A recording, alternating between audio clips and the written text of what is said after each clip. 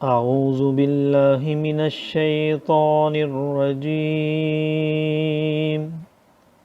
میں پناہ مانگتا ہوں اللہ کی شیطان مردود سے۔ بسم اللہ الرحمن الرحیم، اللہ کے نام سے شروع جو نہایت مہربان رحم والا۔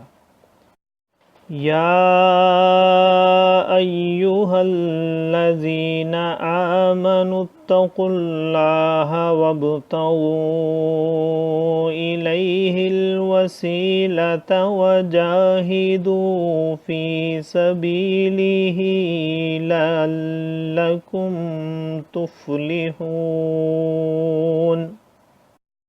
ان الذين كفروا لو ان لهم ما في الارض جميعا ومثله معه ليفتدوا به من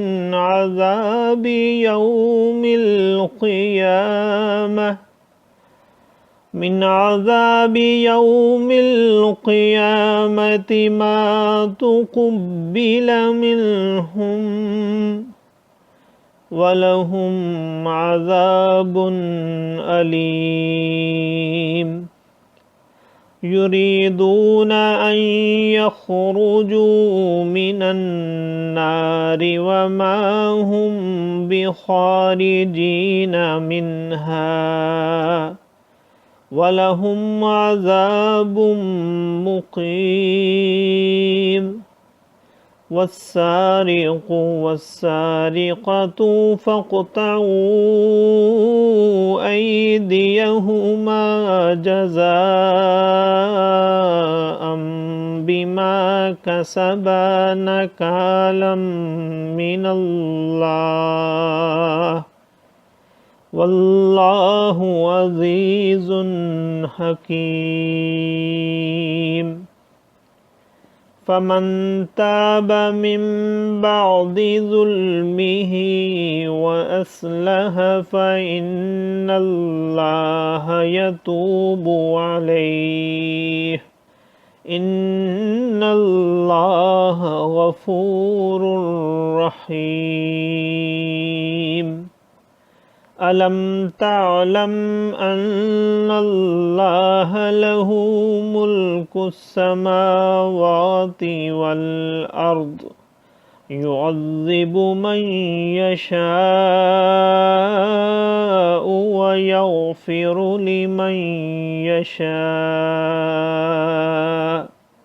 واللہ علی کل شیء قدیر۔ صدق اللہ العظیم۔ اے ایمان والو، اللہ سے ڈرو اور اس کی طرف وسیلہ ڈھونڈو اور اس کی راہ میں جہاد کرو اس امید پر کہ فلاح پاؤ۔ بے شک وہ جو کافر ہوئے جو کچھ زمین میں ہے سب اور اس کی برابر، اور اگر ان کی ملک ہو کہ اسے دے کر قیامت کے عذاب سے اپنی جان چھڑائیں تو ان سے نہ لیا جائے گا، اور ان کے لیے دکھ کا عذاب ہے۔ دوزخ سے نکلنا چاہیں گے اور وہ اس سے نہ نکلیں گے، اور ان کو دوامی سزا ہے۔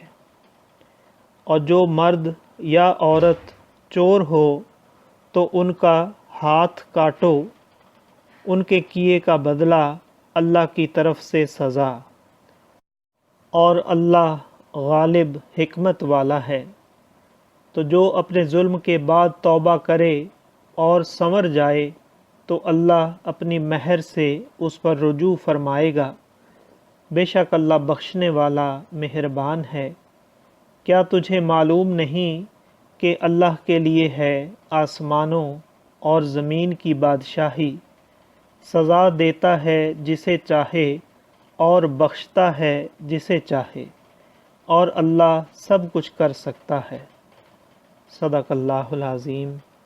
معزز سامعین اور حاضرین، آج ہم نے سورہ مائدہ کی آیت نمبر 35 سے آیت نمبر 40 تک کی تلاوت کی اور ترجمہ پیش کیا۔